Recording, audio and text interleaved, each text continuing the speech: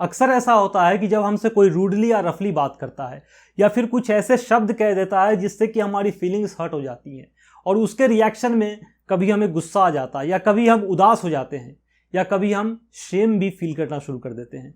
कभी कभी यह हमें समझ में नहीं आता कि हम वैसे सिचुएशन में रिएक्ट कैसे करें, हम इसका जवाब कैसे दें, उस वक्त हमें क्या बोलना चाहिए।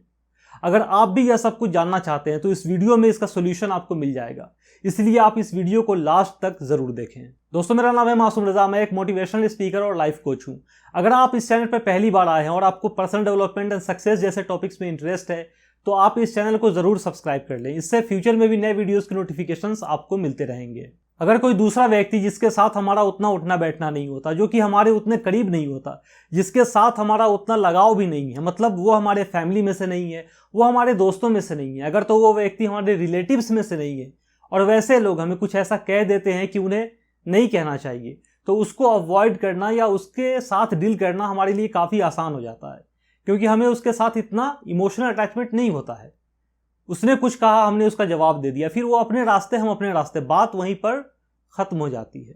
लेकिन यदि कोई फैमिली मेंबर्स में से या फिर कोई दोस्त या फिर कोई रिलेटिव्स कुछ ऐसी बातें कह देते हैं जिससे कि हमारी फीलिंग्स हर्ट हो जाती है, चाहे उनका इंटेंशन आपको हर्ट करना नहीं भी रहा हो, इससे बहुत तकलीफ होती है, खास करके वह जो हमसे ज़्यादा करीब है। अगर ऐसे लोग हमें कुछ ऐसा कह देते हैं जिससे कि हमारी फीलिंग्स हर्ट हो जाती हैं, जैसे बार बार ताने मारना, हर बार गिल्ट फील कराना या फिर कुछ ऐसा कहना जिससे कि लोग डिफेंसिव हो जाते हैं, यह बड़ा ही डिफ़िकल्ट सिचुएशन होता है। और ऐसे सिचुएशन में कुछ लोग अगले इंसान को नापसंद करना शुरू कर देते हैं। कुछ लोगों में बदले की भावना भी पनप जाती है, इसने मुझसे ऐसा कहा, अब मैं उसको बताऊंगा कि मैं क्या हूं और मैं क्या कर सकता हूं। आप समझ रहे हैं ना, इसे बदले की भावना कहते हैं। तो वहीं कुछ लोग अगले इंसान से नफरत करना शुरू कर देते हैं। लेकिन मेरा एक्सपीरियंस यह रहा है कि यह सब नफरत, गुस्सा उस कंडीशन को अच्छा करने के बजाय और भी ज़्यादा खराब ही करती हैं।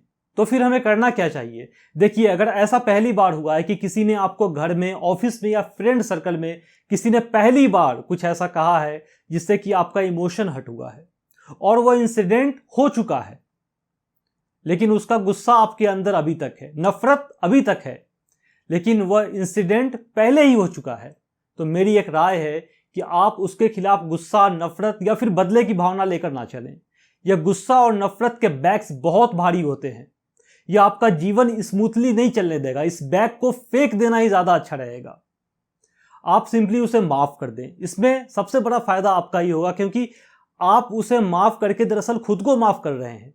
उसने तो सिर्फ एक बार आपकी इमोशन को हर्ट किया, लेकिन अगर आपने उसको माफ नहीं किया तो आपके अंदर का गुस्सा और नफरत दोनों की ही आग आपको बार बार हर्ट करेगी। लेकिन अगर आपने उसको माफ कर दिया तो आपके अंदर की गुस्सा और नफरत की आग बुझ जाएगी और ये आपको बार बार हर्ट नहीं करेगी। तो उसे माफ करने से दरअसल आप खुद को माफ करते हैं। लाइफ में आगे बढ़िए, ऐसी बातों का ढोने का कोई फायदा नहीं है। लेकिन अगर कोई ऐसी हरकत बार बार करता है तो आपका यह सवाल होगा कि उसे बार बार तो माफ नहीं कर सकते ना, और करना भी नहीं चाहिए। अगर कोई बार बार आपको इमोशनली हर्ट करता है, चाहे वो इंटेंशनल हो या अनइंटेंशनल हो, आप उससे बात करें, उसे यह बताएं कि आप मेरे साथ इस तरह से बात नहीं कर सकते, आप मुझे ऐसे नहीं बोल सकते। आपको एक बाउंड्री बनानी पड़ेगी, एक लाइन खींचना पड़ेगा जिसको हद बोलते हैं। आपको उसे यह बताना पड़ेगा कि यह बाउंड्री है, यह हद है, और आपको उसी हद में रहकर मुझसे कम्युनिकेट करना है। और वाकई आपका बहुत ही बोल्ड कदम होगा, लेकिन आप कब तक सहेंगे? एक ना एक दिन तो आपको बात करनी ही पड़ेगी। लेकिन जब आप बात करने जाए तो इस बात का ध्यान रखें कि आप उसके जैसी गलती नहीं कर रहे हैं। आप संयम, अनुशासन और इज्जत के साथ उसके साथ बात करें। एक बार हुजूर सल्लल्लाहु अलैहि वसल्लम के पास एक सहाबी गए और उन्होंने उनसे सवाल किया कि हमें दूसरों के साथ कैसे पेश आना चाहिए।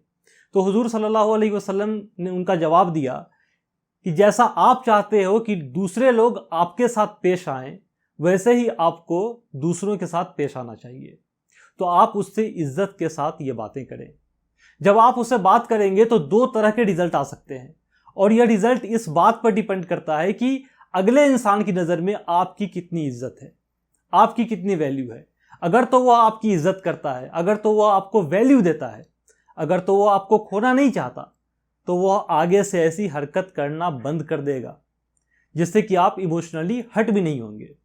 और कभी कभी अगले को पता भी नहीं चलता कि वो अपने किसी चाहने वालों को हर्ट भी कर रहा है। तो इसीलिए बताना बहुत ज़रूरी होता है, बात करना बहुत ज़रूरी होता है। लेकिन अगर आपकी इज्जत अगर उसके दिल में नहीं है, अगर उसके दिल में आपके लिए सम्मान नहीं है, अगर आपकी वैल्यू उसके नज़र में कुछ भी नहीं है, तो वह आपके कहे हुए इस बात से प्रभावित नहीं होने वाला। अगर आपके बात करने के बाद भी वह सुधरता नहीं है और आपके साथ इज्जत से पेश नहीं आता, तो समझ लो वह इंटेंशनली आपके साथ ऐसे पेश आता है। अब जब आपको इस बात का पता चल गया कि अगले की नज़र में आपकी कोई इज्जत नहीं है, कोई वैल्यू नहीं है, आपको ये बात का पता चल गया कि वह इंटेंशनली आपको इमोशनली हर्ट करता है, तो मेरा एक सवाल है, जब वो फ्रेंड, कुलीग या रिलेटिव आपकी इज्जत ही नहीं करता, आपको वैल्यू ही नहीं देता, जब आप उसके नज़र में कुछ भी नहीं हैं, तो आप उस फ्रेंड, कुलीग या ऐसे रिलेटिव्स के साथ रहना क्यों चाहते हैं? उसकी कंपनी क्यों चाहिए आपको? सोचना ज़रा इसके बारे में। मैं ये नहीं कहता कि छोड़ ही दो। इसके बारे में कभी कभी लोगों का ये कहना होता है कि हमारी मजबूरी है उसके साथ रहना, उसके साथ उठना बैठना, क्योंकि वो हमारे ऑफिस में है, हमारे घर में ही है। अब ऑफिस या घर छोड़ दें उसके लिए? नहीं, आप पार्टिकुलरली उस इंसान के लिए घर या ऑफिस नहीं छोड़ें, लेकिन उसके साथ कम से कम अपना टाइम तो कम स्पेंड कर सकते हैं आप। मैं इसको ऐसे देखता हूं कि ये आपकी लाइफ है और आपको कम से कम अपने लाइफ की रिस्पॉन्सिबिलिटी तो खुद लेनी पड़ेगी।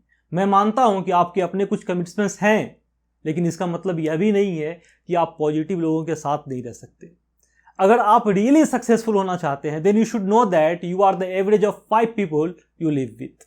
आप पॉजिटिव और खुशगवार लोगों का साथ रखें।